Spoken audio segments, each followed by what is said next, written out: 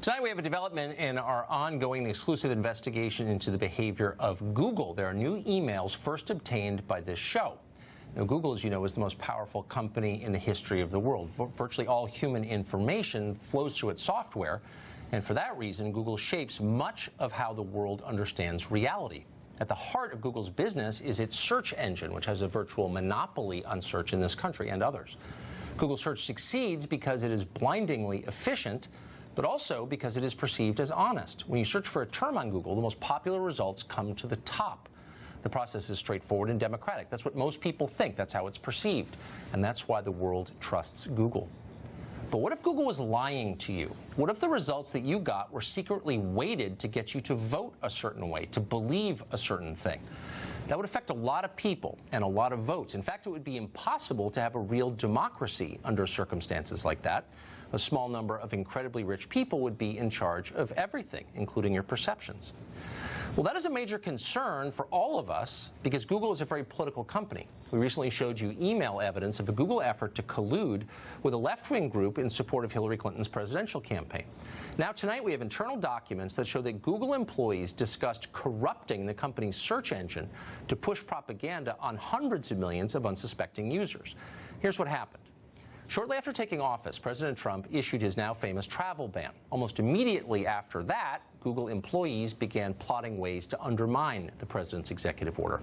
On January 29th, a Google product marketing manager named Mackenzie Thomas sent an email to a group of fellow employees.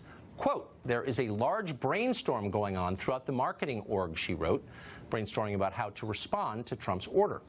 Among Thomas's ideas was, quote, to actively counter algorithmically biased results for search terms such as Islam, Iran, Mexico, Latino, and so forth. In other words, Google employees wanted to alter the search results to make them more positive in certain cases for political reasons. Thomas also suggested promoting links for making donations to organizations fighting the travel ban. This, of course, would be completely dishonest and unethical behavior, but Thomas's colleagues at Google seemed to approve of it strongly. Product manager Rami Bana, for example, replied this way, quote, "We're absolutely in, Mackenzie, anything you need. We'll put together a list of orgs with Merrill and HL team." Another employee named Stacy Chen added that groups she thought Google should promote included the ACLU, the Immigration Defense Project, the Arab American Anti-Discrimination Committee, and the National Immigration Law Center. All of those groups were at the time agitating against the president's immigration ban. Even at least one person on the chain seemed to realize how dangerous and out of the ordinary this conversation was. A Google employee called Clement Wolf commented that he was, quote, "very much in favor of Google stepping up, but was wondering, quote, how partisan we want to be on this. To the extent of my knowledge, we'd be breaching precedent if we only gave highlights access to organizations that support a certain view." We contacted Google about these remarkable emails, and the reply to us is here in full, quote, "These emails were just a brainstorm of ideas, none of which were ever implemented. Google has never manipulated its search results or modified any of its products to promote a particular political ideology, not in the current campaign season, not during the 2016 election, and not in the aftermath of President Trump's executive order on immigration. Our processes and policies would not have allowed for any manipulation of search results to promote political ideologies," end quote. Left unanswered by Google was why anyone would believe that statement for a second. Nor did Google say anything about the employees on that email chain. Presumably, they still work at Google, which is remarkable. If you ran a bank and caught your tellers brainstorming about how to rob the vault, would they still work for you? Remember that Google fired an engineer called James Damore last summer. Almost instantly, the CEO flew back from family vacation to fire him. Why? Because Damore was caught expressing mildly conservative ideas in a private memo. Here, Google employees are plotting to subvert our entire public conversation secretly, but that's fine with Google. It shouldn't be fine with any of us or with the U.S. Congress. Google executives are scheduled to testify on Capitol Hill next week. The scheduled topic is privacy, but it would be nice if at least one elected representative asked about this, because it's much scarier than anything Russia ever attempted. Peter Schweitzer wrote Clinton Cash. He now has a fantastic new documentary called The Creepy Line about big tech, and he joins us tonight. Are you surprised by this? Not really. It's just further confirmation that Google has been cooking the books as it relates to search. And you're absolutely right. I mean, this would be like a company having a brainstorming session on how we're going to fiddle with the books in accounting. Then you're going to step back and say, no, we were just having a brainstorming session.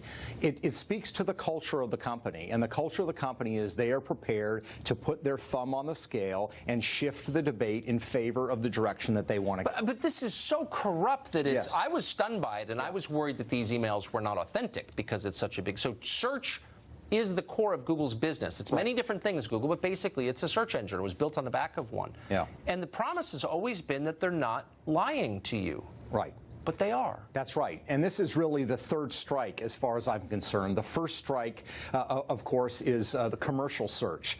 When travel websites and people like Yelp were complaining that they were, tilting the algorithm against them to others, Google said, absolutely not. We would never do that. We now know the Federal Trade Commission, the EU, and others have looked at this and said Google was fiddling with the algorithm. The second strike, as far as I'm concerned, was the work done by Dr. Robert Epstein, which shows clearly in 2016 that search was tilted to favor Hillary Clinton. This is strike three. It shows that the culture of the company is such that they're very happy having a free and open conversation about manipulating the algorithm on a highly political subject. But I don't subject. understand. I mean, so people go to jail for violating our campaign and finance laws because they put an extra ad on some cable channel nobody watches. This is the most powerful company in the world. That's right. How can we have a democracy in a country where Google can just get whoever it wants elected by lying to us through the search function? It's a great example, Tucker, of regulations and campaign finance laws not keeping up at all with where we are in technology.